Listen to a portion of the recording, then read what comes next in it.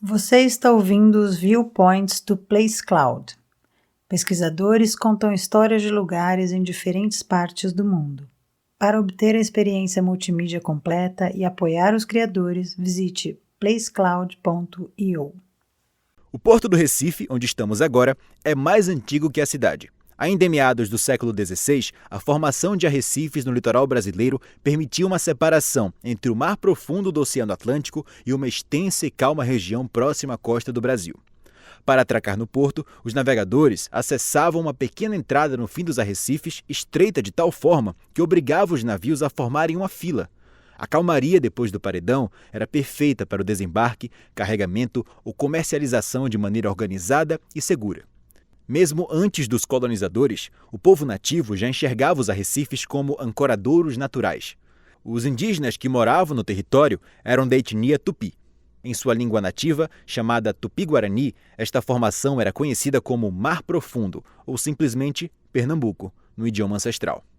O primeiro colonizador a escrever sobre o porto foi o navegador português Pero Lopes, que em carta ao irmão Martim Afonso de Souza descreveu a expedição que participava pelo Brasil entre 1530 e 1532.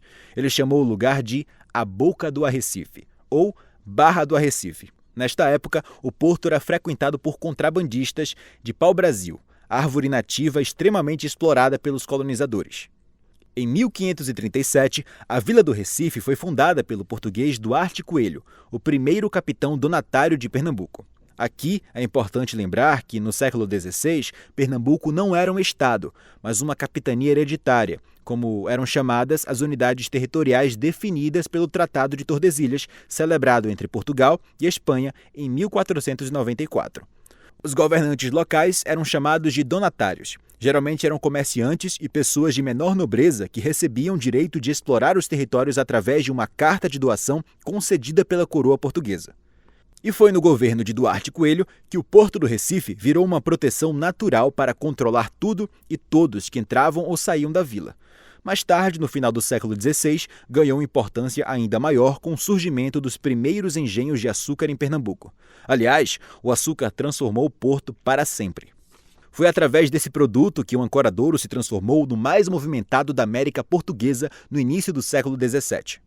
Outro grande diferencial do Porto do Recife é a sua capacidade de receber embarcações de qualquer porte. Afinal, para atravessar oceanos eram necessários grandes navios. As naus portuguesas, por exemplo, podiam chegar a 35 metros de comprimento e levar mais de 150 pessoas a bordo. Ancorar um gigante como esse não era fácil e o Porto do Recife dava conta do recado sem dificuldades.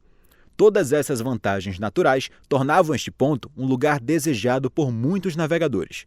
Não à toa, o porto era constantemente atacado por corsários franceses, ingleses e holandeses que conseguiram se tornar os donos de todas as operações do porto por cerca de 24 anos, entre 1631 e 1654. Quando a Companhia das Índias Ocidentais desembarcou em Olinda, em 1630, o grande objetivo, na verdade, era chegar à tal Boca do Arrecife, parafraseando Pero Lopes. A empresa privada, que defendia os interesses coloniais da Holanda, precisava do porto para dominar o comércio do açúcar entre o Brasil e a Europa, e mais tarde, o de negros escravizados entre a África e o Brasil. Só no começo do século XVII, entre 1621 e 1630, cerca de 95.199 seres humanos foram desembarcados no porto como mercadoria. Com a chegada ao Brasil em 1637, o conde Maurício de Nassau, contratado pela companhia para assumir como governador de Pernambuco, o porto passou a ser crucial para a reativação e a criação de novas rotas do comércio de escravizados entre a África e o Brasil. A prática enriqueceu ainda mais o conde e tornou o porto um dos mais valiosos do mundo. Hoje, o Porto do Recife segue em atividade.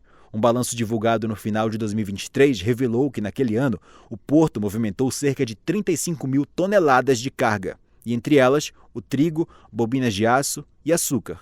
Sobre o açúcar, até hoje a Europa é uma das maiores importadoras do produto, juntamente com os Estados Unidos.